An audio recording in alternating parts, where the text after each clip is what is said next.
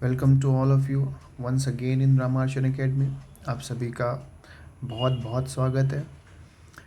Time ज़्यादा मैं आपका नहीं लूँगा, बस मैं आपको इम्पॉर्टेंट नोटिस देने जा रहा हूँ क्योंकि गेट 2025 ने एडमिट कार्ड इशू कर दिया है अपना जो बच्चों ने, क्योंकि बहुत से बच्चे यूपीएससी के साथ साथ नेट जेआरएफ और गेट के भी एग्ज़ाम देते हैं और क्योंकि उनके पास इतना समय नहीं होता कि वो इन चीज़ों के बारे में प्रॉपर्ली डिटेल्ड उनको जानकारी हो, वो फॉर्म भर देते हैं क्योंकि उनकी प्रिपरेशन ऑप्शनल की हुई रहती है तो वो बस बेसिकली दे आते हैं। मैं इस वीडियो के तहत आप सबको बस बताऊंगा कि आपको बेसिक जानकारी मैं इसमें गेट की दे दूंगा ताकि आपको एक ऊपर ऊपर आइडिया रहे, और एग्ज़ाम देने से पहले आप इस वीडियो को ज़रूर सेव कर लीजिएगा ताकि एग्ज़ाम देने से पहले आप एक बार इसको ज़रूर देख लें।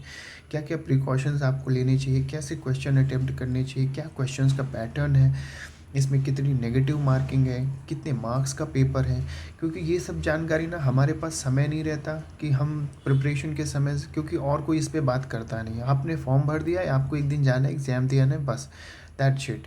तो इसके लिए मैंने ये वीडियो बनाई क्योंकि मेरा एक फ्रेंड अभी तैयारी करता है, हालांकि मैं छोड़ चुका हूँ, मेरी जॉब लग गई तो मैंने छोड़ दी प्रिपरेशन। पर क्योंकि उससे मेरी बात हो रही थी, उसने कहा कि हमने बस भर दिया है और मुझे पता नहीं उसके बारे में, तो मैंने कहा कोई बात नहीं यार, तुम्हारे पास समय नहीं है, चलो इसी तुम चीज़ें मुझे भेजो, मैं सबको इसके माध्यम से जिन जिन जिन बच्चों ने भर रखा है मैं उन सब की मदद कर पाऊँ इस वीडियो से, इसलिए मैं इसको बना रहा हूँ। ठीक है, ओके, चलो आगे वो चलते हैं। तो गेट 2025 ने अपना कल एडमिट कार्ड आ चुका है और ये बेसिकली सोशियोलॉजी ऑप्शनल वालों का है। मेरा भी सोशियोलॉजी ऑप्शनल था, तो जिन जिन बच्चों ने सोशियोलॉजी ऑप्शनल भर रखा है उनके लिए ज़्यादा इंपॉर्टेंट है। बाकी का भी मुझे लगता है पैटर्न तो सेम होगा, कुछ चीज़ें तो सेम होगी, हो सकता है दो चार चीज़ें ऊपर नीचे हो, पर क्योंकि सोशियोलॉजी के लिए तो ये एग्जैक्ट है, इसलिए तो जो सोशियोलॉजी जिनका ऑप्शनल है उनके लिए, या फिर सोशल साइंस जिनका ऑप्शनल है, स्पेसिफिकली जिनका सोशल साइंस ऑप्शनल है, उन सब के लिए ये परफेक्ट पैटर्न है। ठीक है, आगे बढ़ते हैं। देखो इसका पेपर कोड क्या है, humanities and social science, humanities and social science. ये थोड़ा सा मैंने इस पर रिसर्च कर ली है। हाँ, तो देखो इसको स्टार्ट करते हैं। तो सबसे बेसिक बात ये है कि 180 मिनट्स का होगा। ठीक है, 180 ये मैंने उनकी वेबसाइट से लिया हुआ है, तो इसमें कोई भी आपको डाउट नहीं होना चाहिए। तो 180 मिनट्स का टोटल पेपर होगा, मतलब 3 आवर्स का पेपर होगा। ये आपका 2:30 PM, मतलब दोपहर के, शाम के 5:30 तक चलेगा। ठीक है, आप सबका सेंटर आज जो जो जिन जिन लोगों ने भर रखा है फॉर्म, उनका सेंटर भी आ गया होगा, आप चेक कर सकते हो। एडमिट कार्ड कल ही आया है, तो कल मुझे बात हो रही थी तो मेरी पता चला, तो मैंने कहा कि क्यों ना मैं मदद कर सकूं अगर किसी को जानकारी देकर, तो उसी विषय में मैंने ये वीडियो बनाई है। ठीक है, आगे देखते हैं। तो इसका अगर हम पैटर्न समझें, एकदम बेसिक तरीके से इसका पैटर्न समझें, तो यहाँ पर थोड़ा सा मैं आपको इसके बारे में समझा देता हूँ, फिर आगे बढ़ते हैं पेपर के बारे में कैसे क्या। देखो इसमें टोटल 65 क्वेश्चन होंगे। कितने होंगे? 65 क्वेश्चन होंगे। 65 में जो जनरल एप्टीट्यूड का क्वेश्चन होगा, किसका? जनरल एप्टीट्यूड का, वो होगा आपका 15 मार्क्स का। कितने मार्क्स का होगा? 15 मार्क्स का होगा। और इस 15 मार्क्स में आपको दो बाइफर्केशन मिलेंगे। पहला ये कि एक एक मार्क्स के 5 क्वेश्चन होंगे। ध्यान रखना सब एमसीक्यू फॉर्म में ही होंगे, किसी में भी सब्जेक्टिव नहीं है, ये सब ऑब्जेक्टिव क्वेश्चन होंगे। तो कितने? एक एक मार्क्स के 5 क्वेश्चन होंगे और 2 मार्क्स के 5 क्वेश्चन होंगे। तो ये कितने हो गए? टोटल 10 क्वेश्चन हो गए। क्वेश्चन कितने हो गए? 10 हो गए, और मार्क्स कितने हो गए? 15 हो गए। तो ये जनरल एप्टीट्यूड का ये पैटर्न है। ठीक है, टोटल मार्क्स 15 और क्वेश्चन कितने? 10। नेक्स्ट आता है, जो नेक्स्ट सेक्शन है वो B1 सेक्शन, और B1 सेक्शन क्या होता है? Reasoning and comprehension. Reasoning and comprehension, ठीक है। तो रीजनिंग एंड कॉम्प्रीहेंशन में आपको कितने मार्क्स का मिलेगा? तो 25 मार्क्स का टोटल आपका रीजनिंग एंड कॉम्प्रीहेंशन होगा, जिसमें टोटल कितने क्वेश्चन होंगे? तो टोटल क्वेश्चन जो होंगे वो 16 क्वेश्चन होंगे। कितने होंगे? टोटल 16 क्वेश्चन होंगे। अब 16 क्वेश्चन कैसे डिवाइड होंगे, इसमें 7 क्वेश्चन जो होंगे वो 1 मार्क्स के होंगे और 9 क्वेश्चन जो होंगे वो 2 मार्क्स के होंगे। तो 7 इंटू 7, 7 1 जा 7 हो गया, 7 2 जा 18 हो गया। आप इसको ऐड करोगे तो ये 25 मार्क्स आ जाएगा। तो 25 मार्क्स का आपका रीजनिंग एंड कॉम्प्रिहेंशन होगा, जिसमें टोटल आपको 16 क्वेश्चन मिलेंगे। यहाँ पर 10 क्वेश्चन हो गए, यहाँ पर 16 क्वेश्चन हो गए। टोटल अभी तक हमारे पास कितने हो गए, 26 क्वेश्चन हो गए, 26 क्वेश्चन हो गए। अब नेक्स्ट आते हैं। नेक्स्ट में आपको बताने जा रहा हूँ सोशियोलॉजी का, ठीक है। नेक्स्ट चलते हैं हम C6 सेक्शन। तो ये C6 सेक्शन क्या होता है, ये सोशियोलॉजी का सेक्शन है, सोशियोलॉजी सेक्शन होता है, ठीक है। यहाँ पर आपको कितने मिलेंगे मार्क्स, 60 मार्क्स का पेपर मिलेगा स्पेसिफिकली सोशियोलॉजी का। तो जिन बच्चों का साइकोलॉजी है या फिर दूसरे सोशल साइंस सब्जेक्ट हैं, तो उन सब का 60 मार्क्स का वो सेक्शन होगा। और जनरल एप्टीट्यूड और रीजनिंग एंड कॉम्प्रिहेंशन ये कॉमन है। तो आपको ओवरऑल 26 क्वेश्चन जो हैं वो कॉमनली हर इंडिविजुअल को मिलने वाले हैं। 60 क्वेश्चन आपके ऑप्शनल के अकॉर्डिंग होंगे। अब 60 क्वेश्चंस को कैसे डिवाइड कर रहे हैं हम, 60 क्वेश्चंस को डिवाइड करेंगे हम 21 प्लस 18। 21 प्लस 18 कितना हो गया, ये हो गया 39। और 39 कैसे, 18 का क्या होगा, 18 क्वेश्चन आपको 18 इंटू 1 मिलेंगे और 21 क्वेश्चन 21 इंटू 2 मिलेंगे, ठीक। तो 21 क्वेश्चन जो होंगे वो 2 मार्क्स के होंगे, 18 क्वेश्चन जो होंगे वो आपके 1 मार्क्स के होंगे। तो टोटल 39 क्वेश्चन हो गए और टोटल मार्क्स जो होंगे वो आपको 60 मार्क्स, ठीक है। टोटल 60 मार्क्स हो जाएंगे। कैसे होंगे ये भी देख लो, ये 42 हो गया और ये 18 हो गया, ये हो गया 16, ठीक है। इतनी बात समझ में आ गई। तो अगर हम क्वेश्चन का पैटर्न एक बार मैं बिना थोड़ा सा एकदम नॉर्मल वे में बता दूं, तो आपको GA के मतलब जनरल एप्टीट्यूड के क्वेश्चन कितने मिलेंगे, जनरल एप्टीट्यूड के 10 क्वेश्चन मिलेंगे। रीडिंग कॉम्प्रीहेंशन जिसको B1 सेक्शन कहते हैं उसके 16 क्वेश्चन मिलेंगे। जो आपका ऑप्शनल होगा उसके 39 क्वेश्चन मिलेंगे। तो ये नंबर ऑफ क्वेश्चन है और मार्क्स आपको टोटल जो है 100 रहेगा, ठीक है। एकदम बेसिक बात तो ये क्लियर हो गई, ये आपको पता होना चाहिए ताकि आप उस हिसाब से तैयारी अपनी करो, ठीक है। चलो आगे चलते हैं। अब मैं आपको दिखाऊंगा कुछ स्क्रीनशॉट लिया है मैंने उन्हीं की वेबसाइट से, जो बहुत इम्पॉर्टेंट इन्फॉर्मेशन है आपकी प्रिपरेशन के लिए। कैसे है देखते हैं। जितने भी 1 मार्क्स के क्वेश्चन है उसमें 1/3 निगेटिव मार्किंग है। अब ये बात पता नहीं रहती, फिर सेंटर के बाहर खड़े होकर एक दूसरे से पूछ रहे होते हैं, ठीक है। तो ये आपको पता है कि 1/3 आपकी नेगेटिव मार्किंग है 1 क्वेश्चंस वालों में और 2/3 आपकी नेगेटिव मार्किंग होगी जो है ये जो जिनका मार्क्स जो है जो 2 मार्क्स के क्वेश्चंस हैं। तो 2 मार्क्स के जो क्वेश्चन है उसकी नेगेटिव मार्किंग 2/3 है और जो 1 मार्क्स के क्वेश्चन है उसकी नेगेटिव मार्किंग 1/3 है। तो कैसे है ये देखो दे दिया इन्होंने, ये 2/3 आपको दिखेगा, ठीक है। ये आपको दिखेगा, ये 2/3 में 2 लिखा हुआ है और 1 वाले में ये देखो नेगेटिव मार्किंग, ये देख पा रहे हो। तो ये यहाँ पर आप देखो 1/3 है, वही सही था, ठीक है।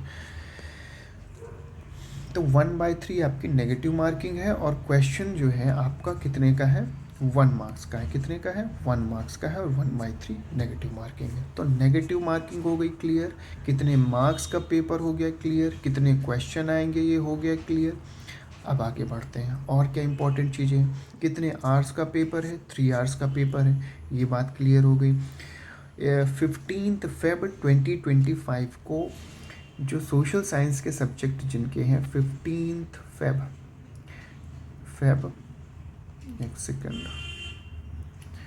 15 Feb को 2025 ये एग्ज़ाम की डेट है उन बच्चों के लिए जिनका सोशियोलॉजी ऑप्शनल है और मेरे ख्याल से सोशल साइंस जिनका ऑप्शनल है, क्योंकि मेरा फ्रेंड्स उसका सोशियोलॉजी ही ऑप्शन है और मुझे जितना पता है कि शायद इनके सोशल साइंस एक दिन में ही होते हैं। तो वो तो आपको जब एडमिट कार्ड आप डाउनलोड करोगे तो आप अपना समय बिल्कुल वेस्ट मत करो, सिर्फ अपना एडमिट कार्ड डाउनलोड करो, ये वीडियो अपने उन फ्रेंड तक शेयर करो। तो बेसिक इन्फॉर्मेशन उनको बिना कोई इंस्ट्रक्शन पढ़े हुए मैं आपके सामने सब कुछ दिखा रहा हूँ।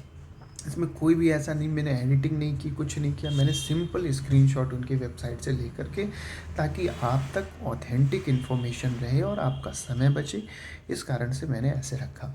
एक इम्पॉर्टेंट बात यह है कि देखो जब आपको पेपर आएगा ना तो पेपर के पैटर्न में एक तरफ जनरल एप्टीट्यूड रहेगा, दूसरे तरफ थोड़ा सा इसको बड़ा करते हैं, दूसरी तरफ रीजनिंग और कॉम्प्रीहेंशन रहेगा B1 सेक्शन, तीसरी तरफ सोशियोलॉजी C6 सेक्शन रहेगा।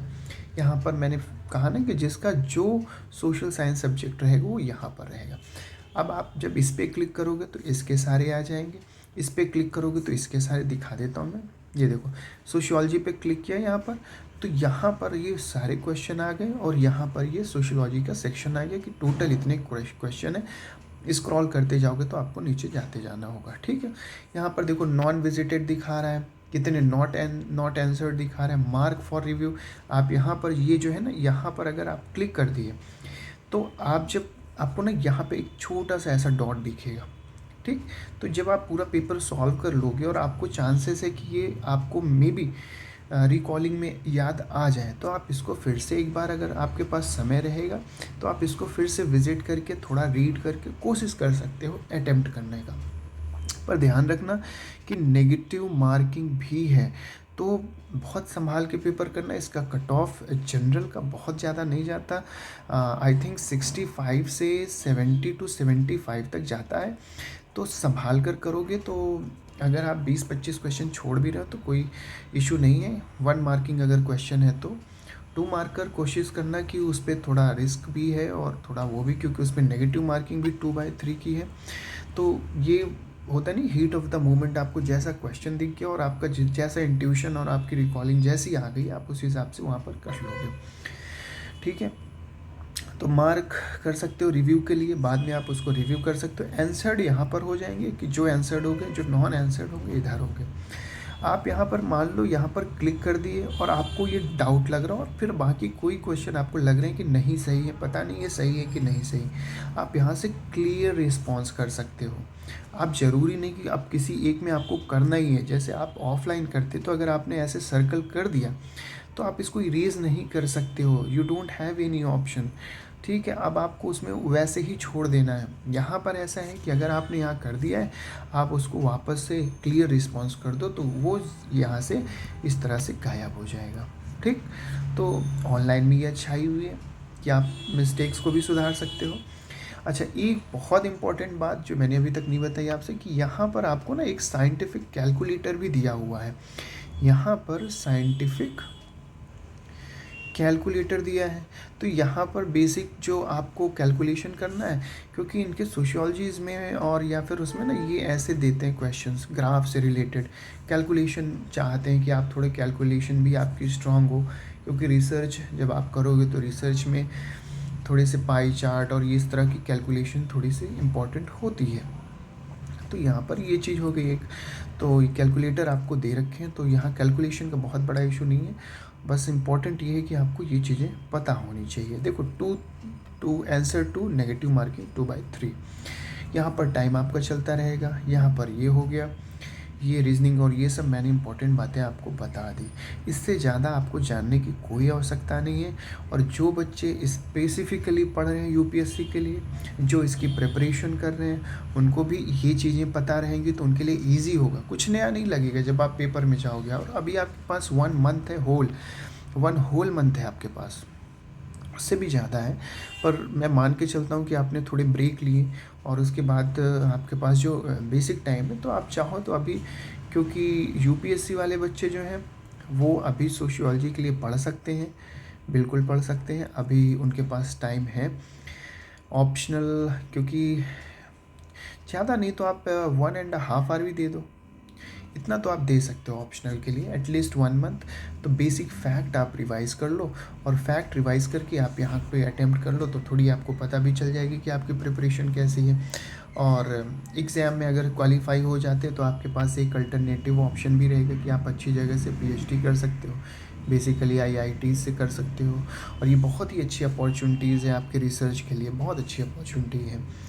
तो ये मेरे ख़्याल से इतनी इन्फॉर्मेशन आपको जाननी थी, इससे ज़्यादा की ज़रूरत नहीं है। दोस्तों, अभी मेरा चैनल नया है, मुझे आप सबका सपोर्ट चाहिए ताकि मैं आप सबकी ऐसे ही सेवा कर सकूं। जो मेरे से हो सकता है मैं अपने ऑफ़िस के वर्क से समय निकाल कर के, जो छोटी-छोटी चीज़ें जिसमें जब मैं प्रिपरेशन करता था तो समय वेस्ट करता था उन चीज़ों को ढूँढने में, मैं नहीं चाहता आप लोग करें।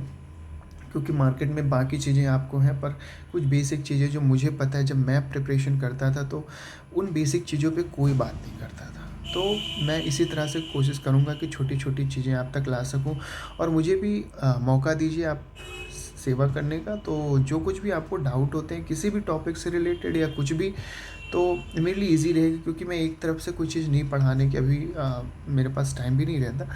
तो मुझे आप बताएँगे कि सर मुझे इस चीज़ में प्रॉब्लम आ रही है, क्योंकि मैंने भी अपने 7-8 साल इसमें दिए हैं और मेरे पास एक्सपीरियंस भी है। तो मैं आपको बेहतर से बेहतर तरीके से उस टॉपिक को, उस चीज़ को सिंप्लीफाई करके समझाऊँगा, और आपको हेल्प होगी और मुझे अच्छा लगेगा कि मैं आप सबकी सेवा कर पा रहा हूँ। और कोई पर्पस नहीं है इस यूट्यूब चैनल का, कोई अर्निंग पर्पस नहीं है। Literally I am telling you, ये सिर्फ़ और सिर्फ़ मेरे इतने दिनों का जो संघर्ष, जो मेहनत रही है, उससे आप सबकी थोड़ी भी मदद हो पाए, बस ये एक उस पर्पस के लिए ये मैंने अपना बनाया है। और मैं उम्मीद करता हूँ कि किसी न किसी को मदद ज़रूर मिलेगी। Thank you, and thank you so much.